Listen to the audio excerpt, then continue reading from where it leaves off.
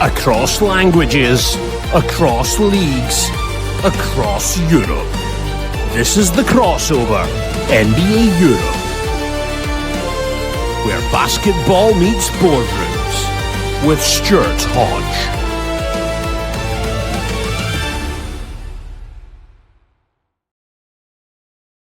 Welcome back to the crossover NBA Europe. It's good to be back. The bullet points first, because the last 24 hours have been mad. 1. NBA Europe is on schedule for 2027-28. Adam Silver, no less, the NBA commissioner, said it at the NBA Finals. 2. Final bids are due by the end of this month. Not vague interest, bids, end of June. 3. Franchise announcement could come in the autumn. Silver has now put a public calendar on the project. 4. Real Madrid, the biggest club in the whole story, is staying in the EuroLeague next season. AS broke it in Madrid on Thursday morning, but that's far from the end of the story. 5. The EuroLeague line from the NBA has hardened. The preference? Integration. But the sentence that matters most from Adam Silver in his NBA Finals press conference is this: we will move forward either way. And number 6, the figure that might define the whole summer. And it's not $500 million. It's not $1 billion. We've heard a lot about them. But the real price tag to watch, 10 million euros. We'll tell you why in the next quarter of an hour or so. So in summary, the NBA has a calendar, the EuroLeague has signatures, but European basketball does not have a lock-in. I'm Stuart Hodge. This is the crossover NBA Europe. And this is the 24 hours where the chessboard for the next year or so zoomed starkly into focus. So let's start with the sequence of events. Tuesday, Mark Tatum, the NBA's deputy commissioner, tells international media that NBA Europe is in the final phase before the planned October 2027 launch. That the NBA is still talking to the EuroLeague and that there is a meeting penciled in for the coming weeks. But if there's no agreement, then Tatum says the NBA is ready to proceed with FIBA and its partners, i.e., without the EuroLeague. Wednesday night in San Antonio, Adam Silver took it even further at the NBA Finals, saying bids are expected by the end of June. Franchises will possibly be awarded in the autumn. That there'll be 16 teams, 12 permanent, and 4 through qualification. So therefore, meeting the key European principle of sporting merit being part of proceedings. And then on Thursday morning in Madrid, AS in Spain reported that Real Madrid will play in the EuroLeague next season. That makes them the last of the 13 ECA shareholder clubs to commit. That stands for EuroLeague commercial assets, by the way. Then 2 hours after the AS report, Mark put strategic framing on it somewhat. They said that Madrid does stay in the EuroLeague, but with one eye on NBA Europe. And then El País, the broadsheet, confirmed that the agreement is closed, finalized, but the signing and official announcement would wait until after the Real Madrid presidential election, which is making plenty of waves, not just in basketball, but in football as well right now. And after all of that reporting from Spain, Eurohoops then pretty honestly reported that the length of the deal was undisclosed. Our sources, though, believe that the fact that Real Madrid reportedly did only re-sign with the EuroLeague for next season, as opposed to the 10-year renewal that the EuroLeague presented them, is a validation of NBA Europe and the proposed timeline. So that's why this is not a simple Madrid stays story. It's not a simple NBA loses Madrid story either. It's more nuanced. It's a timing story. It's a contract story. And above all, it's an optionality story. So let's get precise about Madrid. Facts first. AS Jose Ignacio Pinilla on Thursday morning reported Real Madrid will play in the EuroLeague next season. Madrid was the only one of the 13 shareholder clubs, as we said, that was still to confirm before the existing deadline on June the 30th. Now, the reason this mattered is very practical. Madrid could, in theory, have played next season by wildcard. But AS reported that would have meant losing shareholder status, losing voting rights, and losing access to the market pool money. That's the commercial and broadcast pot that makes up roughly 3/4 of what the EuroLeague distributes. But the alternative was even worse politically. It wasn't just a financial thing. The alternative, go to the Basketball Champions League as some sort of holding pattern for NBA Europe. Now, Marca reported that Madrid fan groups had opposed that move because of the sporting and social cost. And from the club's point of view as well, it doesn't seem to be the right positioning brand-wise. But the long-term question is very much different. El País says the agreement is closed but won't be signed or officially announced until after the club elections. Marcus says that both of those presidential candidates, Florentino Perez, the incumbent, and Enrique Riquelme, have expressed the intention to sign the renewal after those elections. Eurohoops then gave the caveat, the precision that surrounds this, and that is that Madrid's participation for 26-27 is reported, but the duration of the commitment has not yet been clarified publicly. And because Madrid is a shareholder, Eurohoops said that the only EuroLeague offer on the table should be the standard 10-year license with a €10 million opt-out. It would be quite easy to report, as many assume, that Madrid has signed a one-year deal. But that is too simplistic. The truth is, Madrid has confirmed the next season. The long-term license is expected, but it's not yet publicly clear and clean enough for that to be reported or put across. And even if it becomes a 10-year license, the reported exit route is €10 million. And that is the case for all the teams who have signed if the reporting is indeed accurate. And that is the hinge for all of this. Because if you're talking about a league where permanent franchise bids are reportedly in the €500 million to $1 billion range, then a €10 million release mechanism is not a wall. It's a toll booth onto a very lucrative highway. Now, widen the lens, because Madrid is only one square on the board. Here is how the board stands. So we'll start with the shareholder core. Barcelona, Madrid's rival, is the cleanest public case. In January, El País reported that Barca ratified a 10-season EuroLeague license extension through 2036-37. That same piece listed the already renewed group: Panathinaikos, Olympiacos, Maccabi Tel Aviv, Zalgiris Kaunas, Baskonia, Anadolu Efes, Olympia Milano, Bayern Munich, and CSKA Moscow, with CSKA Sporting piece frozen because of Russia's war in Ukraine. And then, the first big move, ASVEL. They renewed with the EuroLeague until 2036. That's pretty significant, because ASVEL had been read as being half out. Tony Parker, the former San Antonio Spurs guard, who will no doubt be watching the NBA Finals with great interest, wanted NBA Europe, but his public positioning became more subtle. Yes, ASVEL wants NBA Europe. No, ASVEL does not want to abandon the EuroLeague. Yes, ASVEL wants to be a bridge. Then, a big domino. Fenerbahce moved.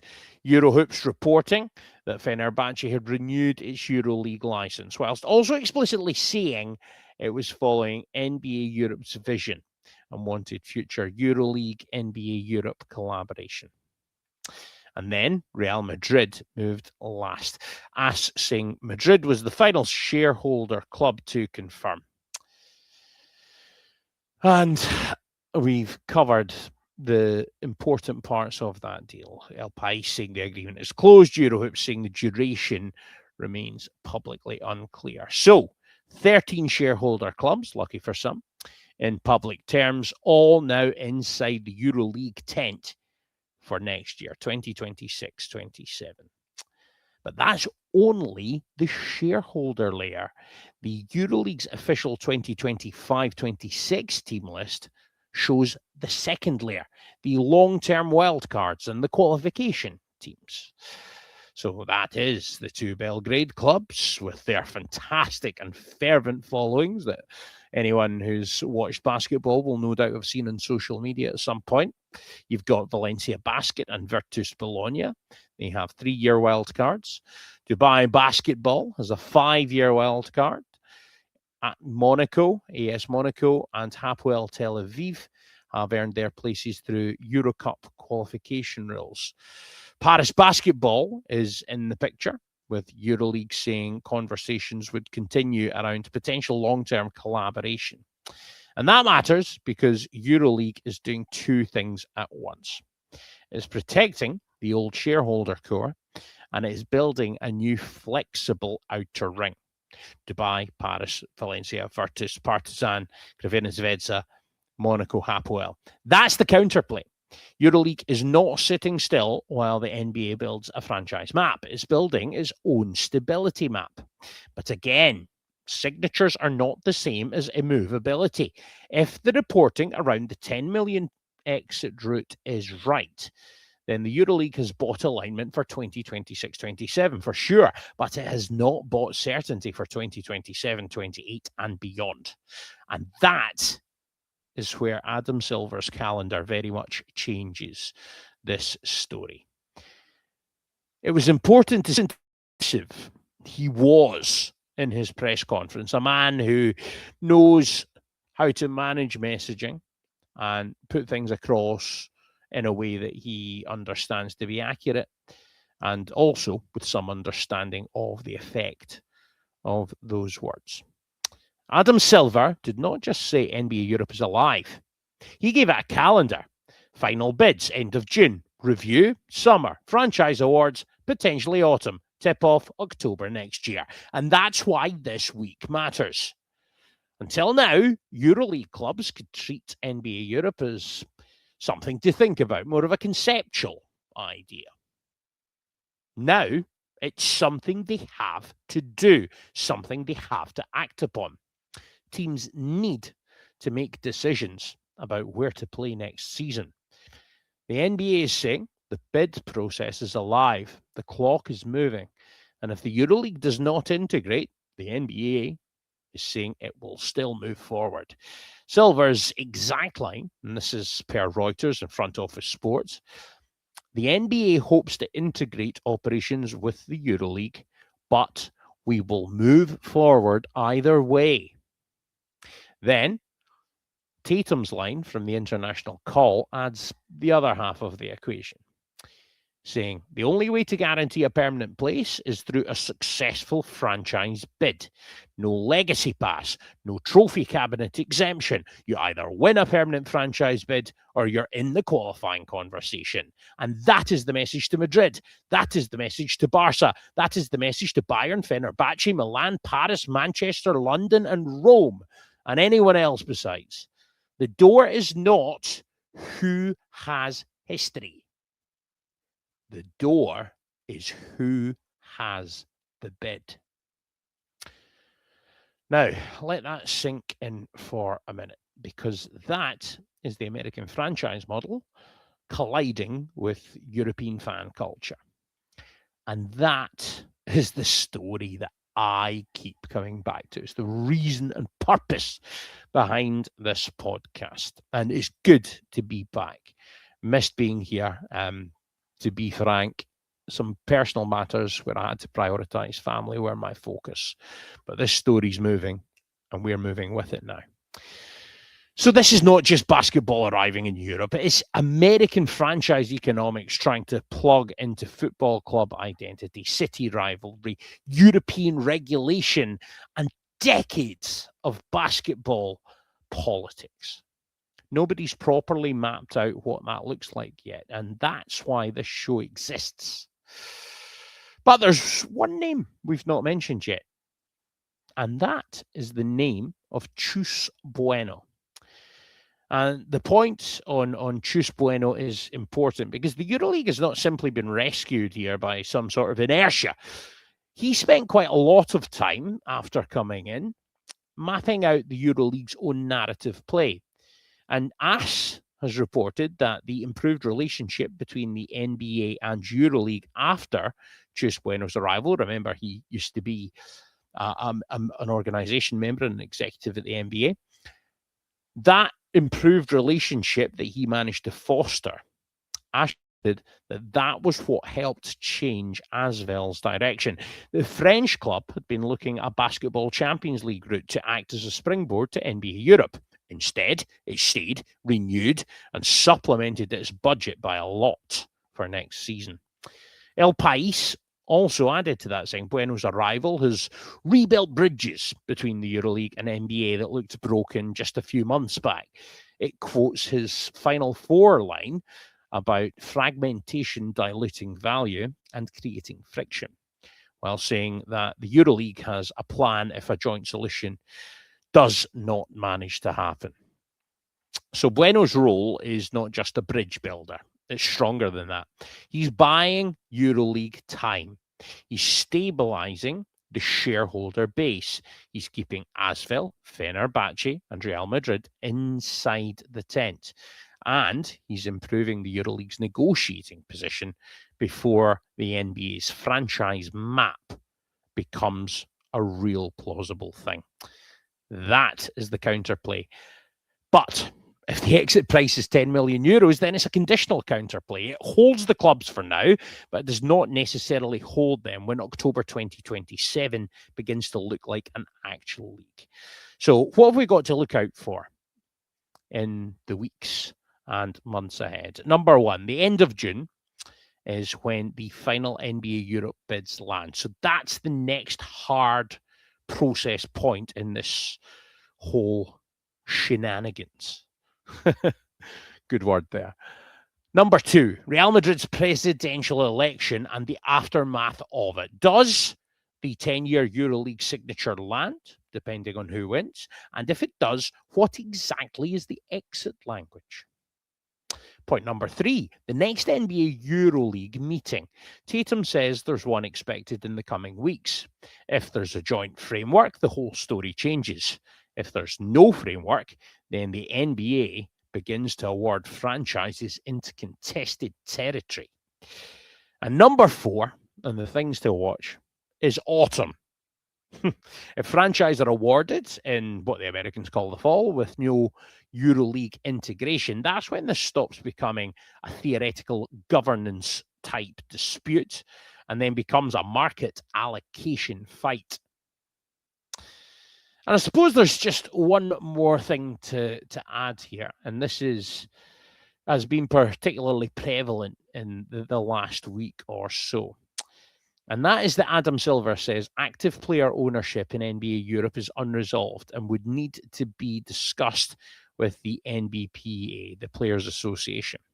And that matters because Luka Doncic, one of the most preeminent superstars in the league and one of the real poster boy for the EuroLeague to NBA route that players can traverse because he came through at Real Madrid and then drafted by the Dallas Mavericks, a superstar. But Luka Doncic is already attached to the Rome story after investing in a team in Italy. And the superstar owner route is perhaps one of the ways that the NBA makes this feel more culturally European and also globally NBA at the same time. That seems like an important intersection. We will do the Italy stuff properly in a separate episode. That's Rome, Doncic, Milan, the lot. There's a lot going on in that particular market. It's probably the busiest one. But that's not tonight. Tonight is the board. And the board says this: the NBA has a calendar, the EuroLeague has signatures, Madrid has bought time, and nobody is truly locked in before the 2027 fork in the road. Quite a lot to ponder then in this return episode for the crossover. Thanks very much to everyone for watching. We appreciate your patience. Real Madrid staying in the EuroLeague is real. It matters. It stabilises the competition for 2026-27, but it does not end the NBA Europe story. Far from it. Because this same 24 hours gave us Silver's calendar, the NBA's harder negotiating line, Madrid's short-term necessity, and that reported €10 million exit mechanism sitting inside the EuroLeague's long-term stability play. It's not a closed door. It's optionality with a relatively modest price tag. I'm Stuart Hodge. This is the Crossover NBA Europe, which is your independent briefing on the league, the money, the politics, and the people reshaping basketball in real time. Thanks for your patience waiting for episode 3 and your support for the early episodes. People have written in and emailed, and we will try to get back to as many of you as we can in due time. Subscribe on YouTube, follow the podcast, and come find us on X at NBA Europe Pod. More very soon, I can assure you. Take care, everyone. Across languages, across leagues, across Europe. This is the Crossover NBA Europe, where basketball meets boardrooms with Stuart Hodge.